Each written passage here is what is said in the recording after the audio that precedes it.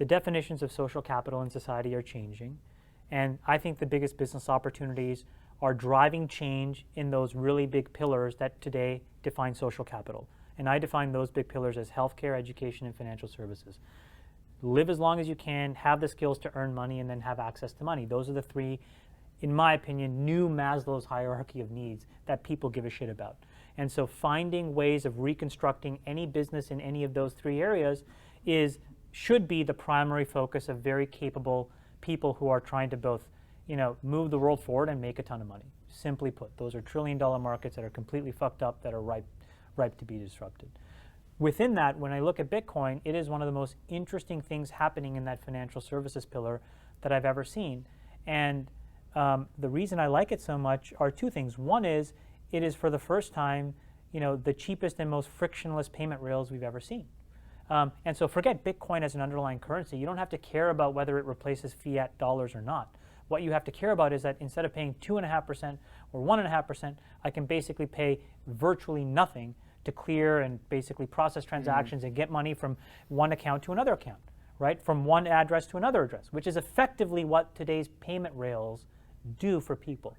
So what that allows you to do is much more profitably have businesses that can basically accept and take payments for anything, for any kind of good and service. And so as a result, more services will exist, and as a result, more interesting creative uses of those payment rails will happen.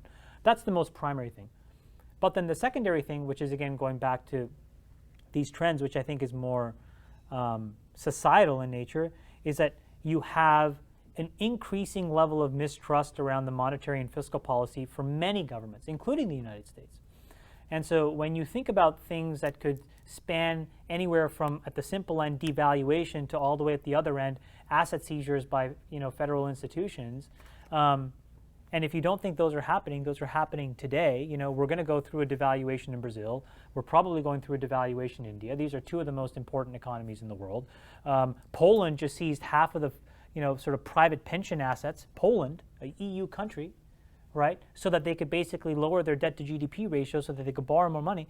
And so if you're sitting in any of these countries, right, and you're thinking to yourself, wow, I've worked hard, I've played by the rules, I've saved money, I'm trying to do very simple things with it, buy a house, have a vacation, pay for a car, pay for my kids to go to school, pass that on, pay for my daughter's wedding. And now you have to deal with these people who frankly mismanaged, didn't know what they were doing, were put in a position of power simply because they were able to check a box and have a degree and convince somebody else that checked a box and had a degree that they were just as smart as them. All this shit flows downhill and then you pay the price. What would you do? And I look at Bitcoin and I say, my God, you can protect your assets. So at a very, very basic level, if there's any fiscal or monetary instability in a country, or you don't believe or trust what's happening, you should absolutely have a % of your assets there. This is no different when the Nazis were killing Jews left, right, and center. They were able to basically transfer wealth into things like diamonds, and they were able to at least protect themselves somewhat. But even then, they were severely taken advantage of, right? But now you can take that to a much more structural, uniform scale applied to everybody, right? So if you're in Venezuela and you've been playing by the rules and now you don't like what's happening there, you can get your money or your assets into Bitcoin and shield it from a government you fundamentally don't trust. I mean, how is that a bad idea? This is genius, right? I mean, we're sitting around here right now, most of our assets in US dollars, hoping to God that someone between Larry Summers or Janet Yellen knows what the hell they're doing. Just so you guys know, we've been printing money out the yin-yang for about 8 or 9 years, and now we're hoping that once the printing press stops, that one of those two people can figure it out. And all I'm saying is, and I know Larry very well, and I think Larry is a genius, and I think Larry would do a fantastic job. Even Larry can only control it so much.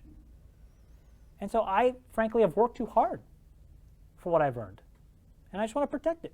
And I want to be able to do whatever I want with it. I don't want to be told what others think. I just don't give a shit what others think. And so that's why I think Bitcoin is so amazing. So as a business service, it's genius. And then secondarily, sort of as an instrument of protecting assets and asset value, I think that will start as a developing world phenomenon, and I think it'll spill over to the developed world. And so you're talking about a 20-year arc, but this thing is going to rip. It's just going to continue to go up and to the right forever. by far the best investment you can make is in yourself. If you invest in yourself, nobody can take it away from you.